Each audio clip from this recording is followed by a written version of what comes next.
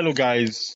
Welcome to another exciting episode on the show, Control or Be Controlled, a podcast designed to help you start thinking differently and take control of your life. And I remain your host, Darlington.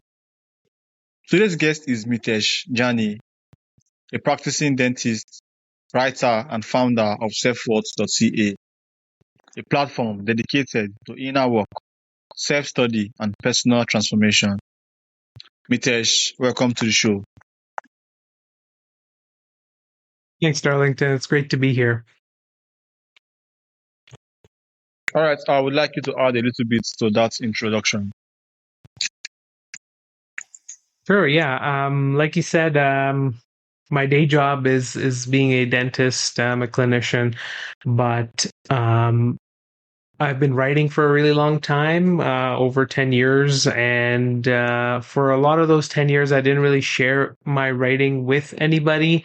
But I just kept writing mainly because I didn't mean to share it with anybody. I wrote because I just enjoyed to think on paper or on a Word document, and I kind of like to store all my deep thoughts that I had indulged in over the years, and just for the purpose of being able to look back at them and see how I used to think about things and whether I still agree with that or how I've changed. And so it was a very personal sort of activity that it was for many, many years, until recently I decided to take some of those writings, and I wrote my first book and I published my first book. So I like to say that I'm a dentist by day, but writer or thinker by night. And that's kind of, you know, how I'm here today. All right, thank you so much. So, you are known as a pioneer. Okay. Your book is called The Process: Six Mechanics of Achievement. Before we talk about achievements, what do you believe most people misunderstand about the journey towards success? I think what all of us do at some point is whenever we set out to achieve a goal, we tie it to some metric, right? Like in business, it might be a dollar figure or a net worth, or if you're going to the gym or if you're, working out and stuff, then you might be attaching your metric to how you look at the end of it or how much weight, number of pounds that you lost. So I think it's a very innate reflex to attach achievement to a number or a metric of some sort so that we can work our way up to it. I think the issue with that approach is when you eventually reach that metric, usually you will just want to set a higher number and continue the chase, right? So we continue to defer our fulfillment to when we achieve that metric. And anytime we do achieve the metric, it's almost anticlimactic, but it doesn't last very long. And then we always have to chase some other future goal that we set once again for ourselves. So this sort of cycle, what it usually does is you're always chasing some future state, some future circumstance, some future situation, a future version of yourself that you say, when I reach this point, then I will be happy or fulfilled. And we fulfillment just like that. So I try to bring achievement to the present, right? And it's about leaning into the process of getting to your goals. Like you can still have the number that you're wanting to achieve, but you have to have a system or a way of thinking in which you ground today's actions and find fulfillment through today's actions. And that's the only way that the process becomes truly fulfilling or meaningful to you. Thank you so much, Mitesh, for that wonderful answer. So, many people experience what we call a midlife crisis. What do you believe is the root cause of this struggle in today's society? That's a great question. I think the midlife crisis is becoming more and more common. It's just a set of symptoms, right? When you start to feel like an anxiety or a loss of purpose or burnout, and those kind of symptoms, we a lot of us feel, right? You don't have to wait till midlife to feel that. You can feel you likely feel them way before midlife, and I think one of the root causes that gets us to that point is some flaws in how the modern education system prepares you or fails to prepare you for that matter. Um, and that's because of three main things that are part of the modern education system. One is you are continuously taught how to regurgitate solutions that are already given to you, right? So it's a lot about memorizing how to do a problem or memorizing facts. And then if you're able to accurately regurgitate them on a test, great job, right? And then another thing is the modern education system lays out a preset path for you. So there's always a next grade, a next test, a next certificate to continue to strive towards. And that's all given to you. Like, yes, after you finish grade one, this is what you're going to pursue, grade two. And it just continues that way. And what it does is, one, when you keep regurgitating solutions, you don't train yourself to think critically and problem solve by yourself. And number two, when you're starting to be given this next test or next step always presented to you, you never learn how to set your own meaningful goals or your milestones or create a self directed path towards a better life or towards any kind of achievement. So we're just not taught how to critically think or to set our own meaningful goals.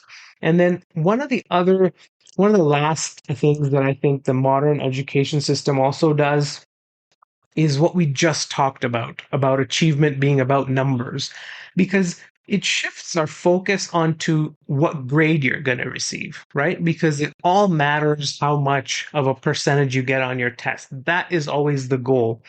So that again, it drives our focus towards metrics that we just talked about, right? So, given this sort of system, when most people graduate, they just kind of are a bit lost and they're not sure what to follow. They don't know how to look inward to set a meaningful goal for themselves. So, what do? They just chase societal prescriptions, right? The society will also continue to give you all these next steps, right? They'll say, oh, by 30, you should have a house, or by 32, you should have at least one or two children.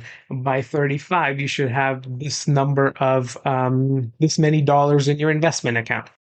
So again, all these societal prescriptions are always there to tell you what to do.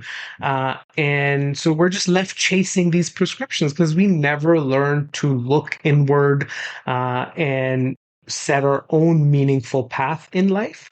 And when you continue to chase these societal norms or pressures for much of your life, eventually you will feel burnt out because you never connected with your own desires, your own values, and never pursued something that is meaningful to you. Just what's meaningful to society, or what other people will like to see you do, right? Yeah, sure. Thank you so much, Mitesh. So, when someone decides they want to change their life or pursue a major goal, what does the ideal beginning of that journey look like? Yeah.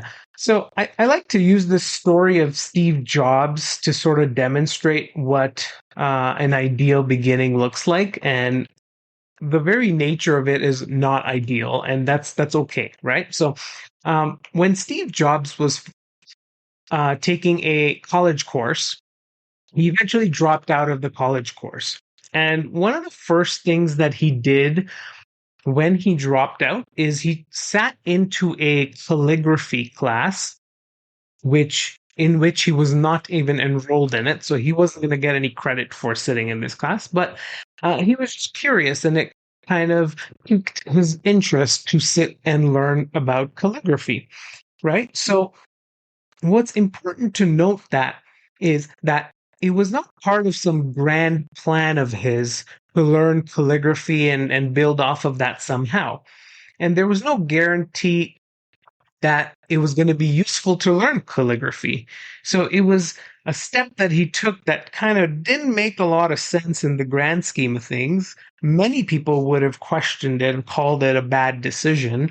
It seemed reckless to just waste your time sitting in a class where you're not going to get any credit for it. And it just is a random skill that isn't very useful, right? Or immediately useful. But he did it anyway. And many years later, what happened is when he was designing the operating system for the Mac, some of the very principles of typewriting and laying out words and letters that he learned in the calligraphy class came back to him. And he used all those principles in the design language of the Mac. So many years later, that stuff almost became so useful again and actually changed the way Apple designed their computers, right? And so Steve Jobs himself says, based on this story, that you can't connect the dots looking forward, you can only connect them looking backwards.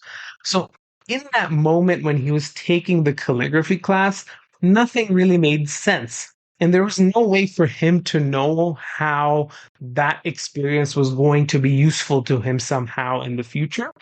But what was important that was that he followed his curiosity with action, right?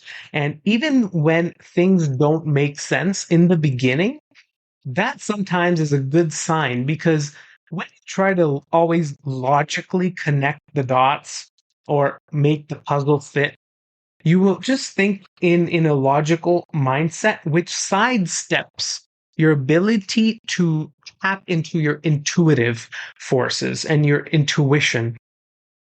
But when you explore random inklings or your curiosity or be spontaneous and just act on a hunch or explore inclination of yours, that is where you're truly tapping into your intuition. And in the early stages of anything, it is best to experiment with new ideas, new thoughts, new opportunities that come your way. And that is how you get started on something meaningful. And it doesn't always have to culminate in some amazing, useful thing that you ended up doing, but it almost always gives you something great to start with, something that fills you with energy because you're fulfilling your curiosity, and it always will start to become a more cohesive path, right? So every beginning, I always say, will feel a little bit reckless or haphazard or random, directionless, just like Steve Jobs did. But slowly, as you continue to act and employ your intuition, it will start to make sense logically down the road. So don't start with logic, start with the spirit that you have, and then logically the puzzle will come together as you continue to go. Okay, so moving on, you believe everyone should treat their mind and body like an athlete. What does that mean, and how can someone begin training themselves in that way? For sure. Um, So I think why it's important to really prioritize your mind and body, no matter what field you're in. I think it's important that we go back thousands of years, right? Uh, in in the generations of the past, maybe when we were hunter gatherers, right?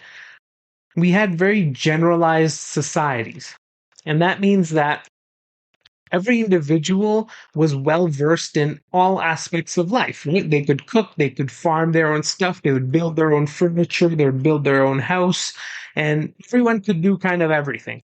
Okay. But over time, as we prioritized efficiency, and we started to live in bigger groups, we started to delegate tasks. So now we would have one person building furniture for everybody and one person doing all the cooking for everybody. And that just made things more efficient, right?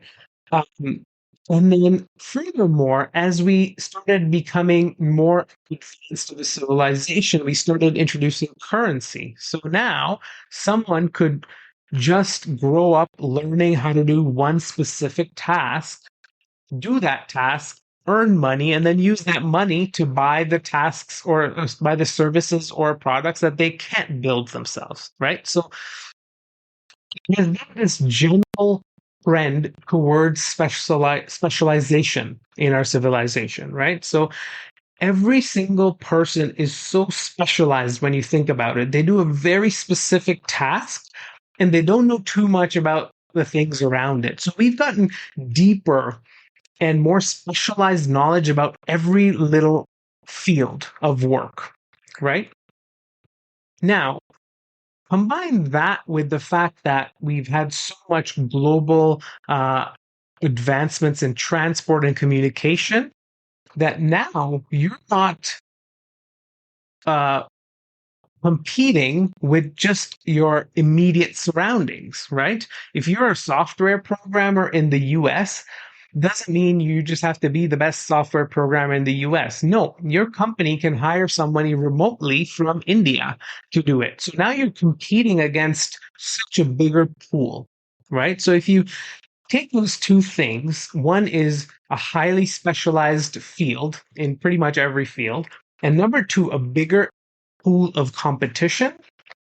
That means the level of competition and the level of dedication to your field that you have to provide to be at the top is so much higher than ever before.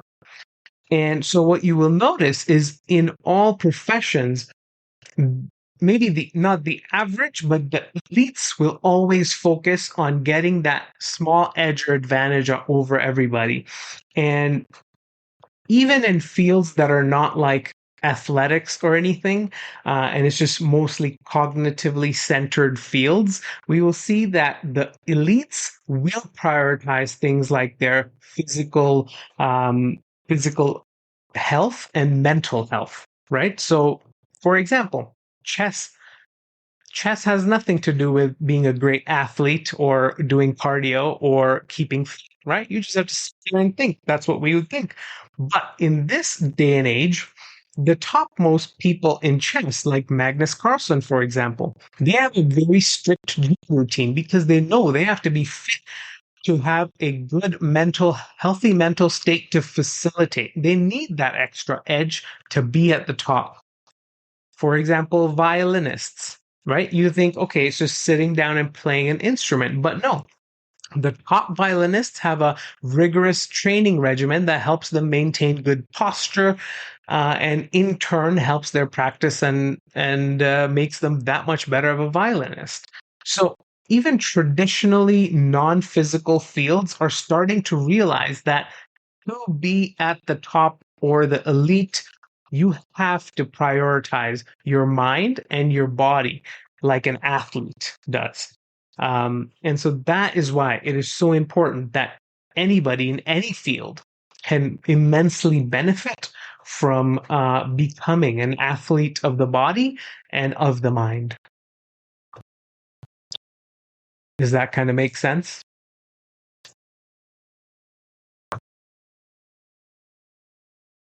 All right, thank you so much, Mitesh. So here is my final question for you. Mhm. If there's one thing you will leave listeners, one message you will leave listeners about all these entire conversations, what would you want that to be?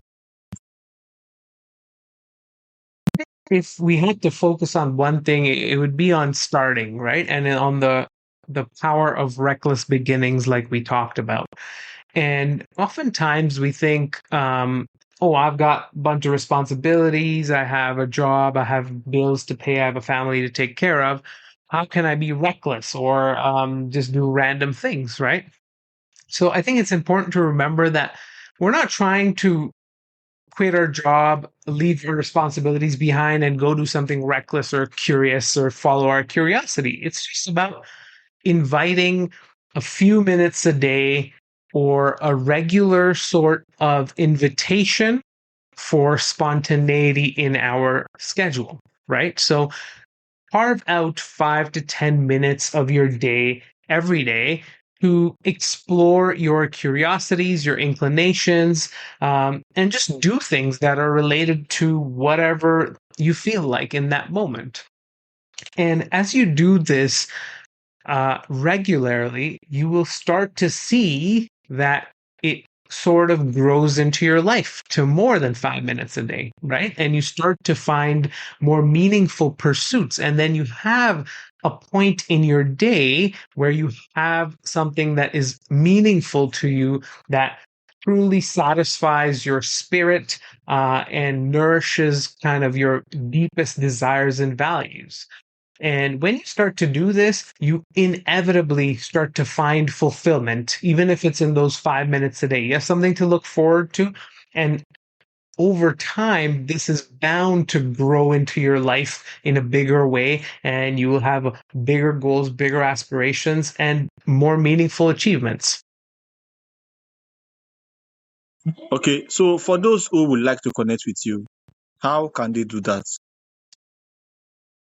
Yeah, they can go to my website, which is selfworth.ca, and they can find all the information about me and my work. They can find links to my book. They can find links to my social media, Instagram, etc. So everything is on selfworth.ca.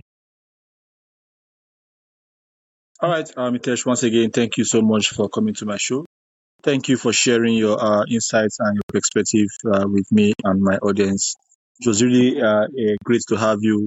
Thank you for making this episode a very, very special one for me and my audience. Thank you so much. Thanks, Darlington. I appreciate your time.